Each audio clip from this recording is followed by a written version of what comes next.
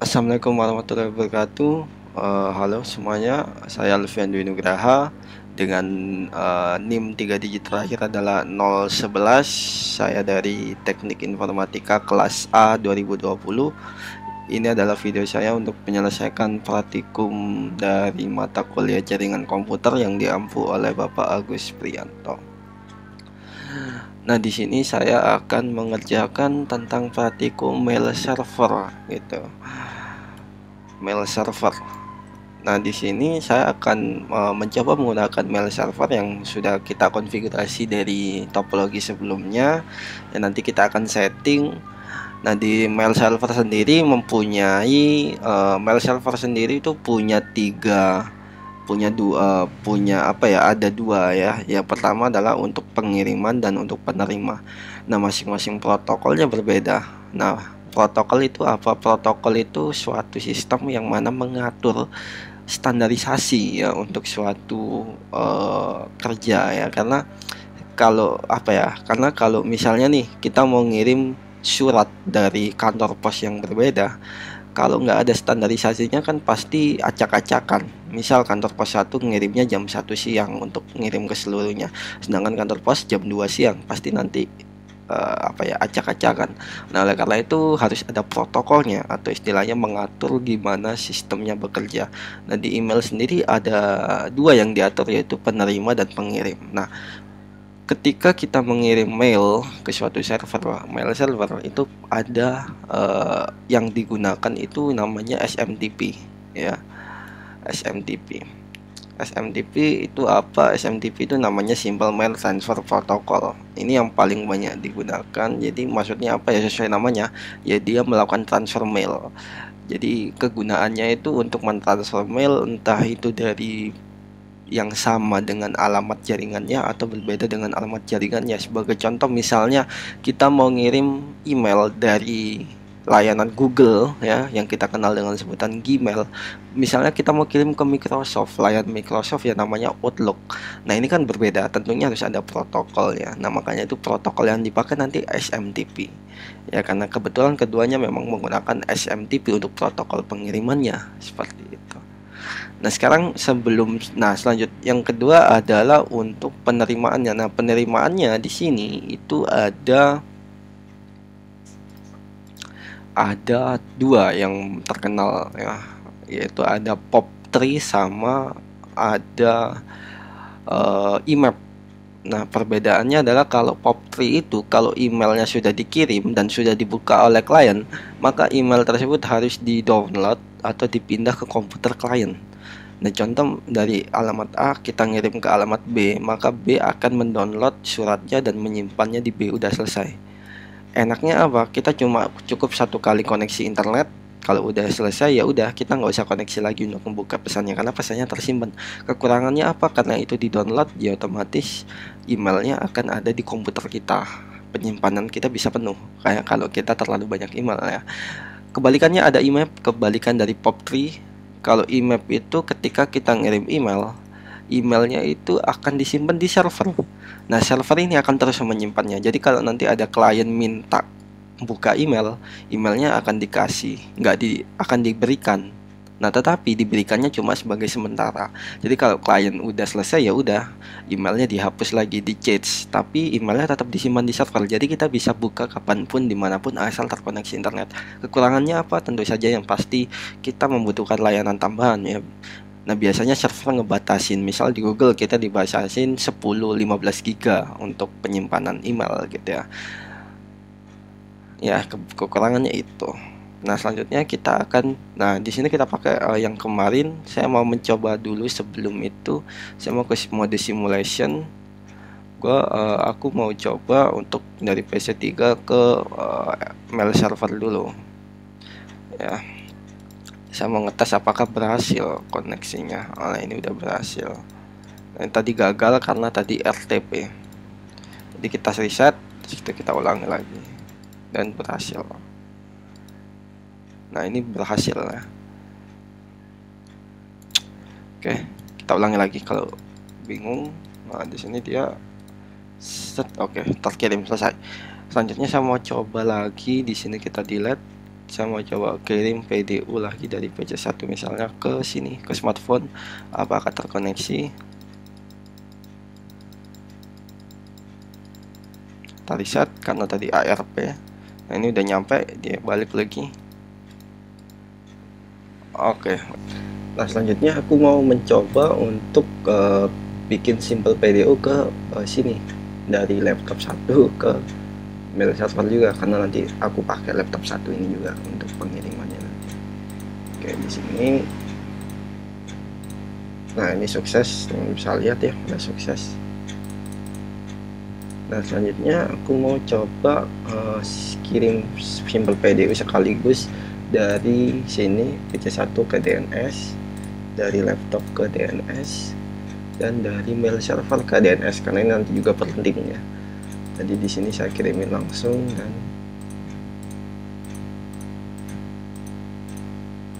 oke, kita reset simulationnya lagi.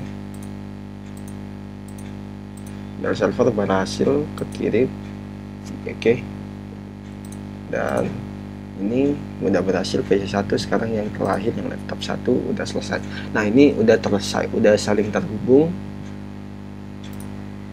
udah selesai. Nah, ini udah saling terhubung. Nah, selanjutnya kita setting di mail servernya. Di sini di mail server, aku akan setting di bagian email. Di sini aku setting yang pertama adalah ini udah on ya, otomatis on. Nah, di sini kan ada SMTP service yang artinya tadi. Selanjutnya kita onin. Selanjutnya ada domain name. Nah, domain name ini kita bisa setting ya teman-teman ya. Domainnya ini mau kita pakai nanti apa. Nah, di sini kita udah tetapin di tugas sebelumnya untuk ketentuan domainnya. Di tugas sebelumnya kita udah tentukan di domain bahwa ini adalah domainnya, itu mailku.com. Nah, kita bisa set di sini. Kenapa kita set? Karena email juga harus menyimpan konfigurasi domain. Jadi kita set. Habis itu kita di sini buat user. Misalnya di sini mau bikin A, passwordnya juga A. Saya tambahin. Selanjutnya ada B, passwordnya B, kita tambahin juga. Jadi di sini ada user A sama user B. Nah, domain ini kenapa di set? Karena nanti untuk jadi usernya, jadi nanti alamat ini akan mengikuti juga dengan apa ya, akan mengikuti dengan ini, dengan yang dipakai user. Jadi contoh, kita mau tadi kan ada user A, yang nanti user A akan otomatis menuliskan add diikuti dengan domainnya, yaitu mailku.com, seperti itu teman-teman ya.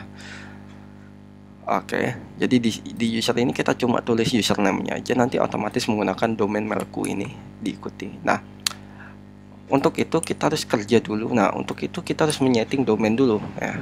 Jadi kita masuk ke real time aja. Di sini kita masuk ke DNS server lagi untuk menyeting DNS-nya. Kita tambahin di sini pakai ARICOD ya. Kita pakai ARICOD karena kita akan arahkan ke mail server, yaitu di 4 ya. Kita arahkan dulu. Nah, di sini yang pertama adalah mailku.com, mau aku arahin ke ARICOD, terus addressnya kita arahkan ke 43.43.4, terus kita nah ini ada ini. Oke, selanjutnya kita balik lagi ke mail server. Kita pastikan semuanya udah berjalan dengan sempurna. Ini on, ini on. Nah, ini ada kesalahan nih, mailku.com, kita set lagi. Oke. Nah, selanjutnya kita akan coba kirim email ya. Jadi di sini ada PC1, kita kirim email. Di sini kan ada kita cari di sini layanan email. Nah, di sini kita setting username kita, nama kita misalnya Alfian Dwinugraha. Lalu namanya siapa itu tadi, yaitu @mailku.com. Selanjutnya incoming server ada ya, kita masukin mailku.com. Ini adalah username. Nah, username ini yang kita taruh di tadi, yaitu A. Oke. Nah, username ini tanpa menggunakan ini. Kalau kita cek tadi tanpa menggunakan ini udah klik save. Nah, kalau kita resave, di sini ada tulisannya resolving name.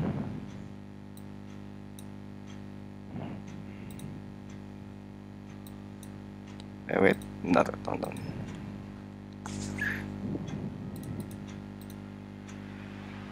Kalau kita receive, dia receive mail sukses ya, tapi kosong karena emang nggak ada apa-apanya. Nah ini tadi mencari, tapi jangan lupa teman-teman harus pastiin domainnya ini dulu. Teman-teman bisa pakai ping 434343.4. Nah ini bisa di ping, kita ping mail servernya, misalnya kita pakai mailku.com. Nah ini bisa di ping. Kalau kita nslookup mailku.com, nah ini berhasil ya, diarahin ke 43. Nah ini teman-teman pastikan terkoneksi dulu baru udah selesai. Nah kalau udah kayak gini berarti udah bisa. Nah sekarang kita coba setting email satunya di laptop. Misalnya di laptop satu ini aku settingnya di email.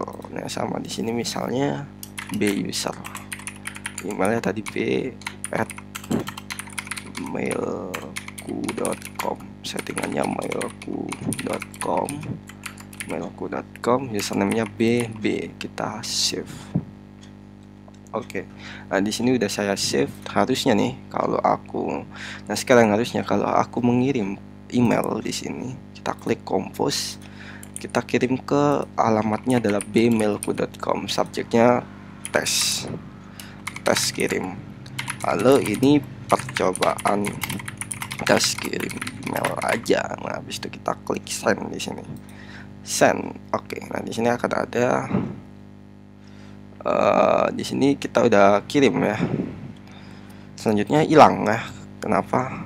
Karena emang di sini nggak ada di Cisco ini nggak ada fitur untuk apa, penyimpanan kontak keluar ya. Tapi kita bisa langsung itu ke laptop satu, klik di sini di bagian email. Nah di sini nggak ada, nggak muncul. Aku juga nggak tahu kenapa. Nah tapi teman-teman bisa paksa untuk muncul. Teman-teman bisa klik receive. Nah di sini langsung receive ya. Nah di sini halo, ini percobaan kirim tes, subjeknya tes kirim, receive-nya. Nah ini bisa. Nah sekarang aku mau coba ke mode simulation ya teman-teman. Kita play. Ini mode simulation kita. Oke. Nah oke, sekarang kita akan coba kirim lagi di sini menggunakan pin email tadi. Ya kita compose. Nah sekarang kebalikannya, aku mau ngirim dari laptop satu. Ya kita reply. Ini kita reply, kita coba halo aku mencoba mereply pesan, terus kita klik send. Nah teman-teman bisa lihat di sini laptopnya, saya play ya. Oke, dia mengirim. Nah dia masuk ke DNS server dulu, mencari alamat IP-nya di mana. Habis itu dia dibawa pulang. Nah habis itu kalau udah, dia akan mengirim alamat email yang asli, karena kita udah tahu alamat IP dari mail server. Di sini langsung dibawa ke mail server. Habis itu kita dibalikin lagi, responnya sukses gitu. Nah udah selesai gitu ya. Nah ini menggunakan SMTP. Jadi di sini pengirimannya sudah selesai. Oke, di sini karena dia menggunakan ini handshake ya, jadi dia ya itu tadi. Oke, dia kalau kita cek di sini datanya, nah udah berhasil. Kalau kita cek di laptop satu, dia udah berhasil kekirim. Nah selanjutnya adalah gimana kalau kita cek di sini. Kalau kita cek ke email, kita klik receive, dia akan meminta permintaan nih ke mail servernya, ke DNS dulu pertama. Oke, dia minta alamat IP dari mail server mailku.com. Oh, dia dapat, dia langsung kirim permintaan ini ke mail server.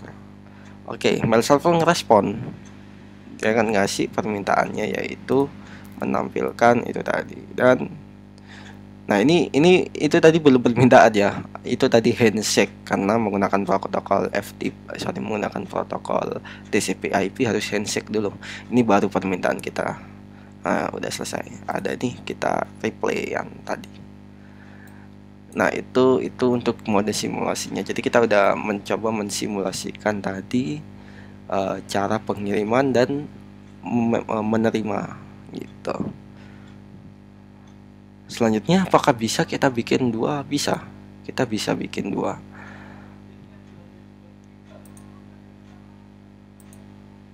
Kita mode real time dulu, kita balik. Nah, ini kalau misalnya file servernya ada dua, bisa teman-teman. Jadi nanti karena kita menggunakan SMTP, itulah kelebihan enaknya kita pakai SMTP JKit bisa. Nah, oke, demikian yang bisa saya praktikkan dan jelaskan. Jika ada kelebihan dan kekurangan, saya mohon maaf. Wassalamualaikum warahmatullahi wabarakatuh.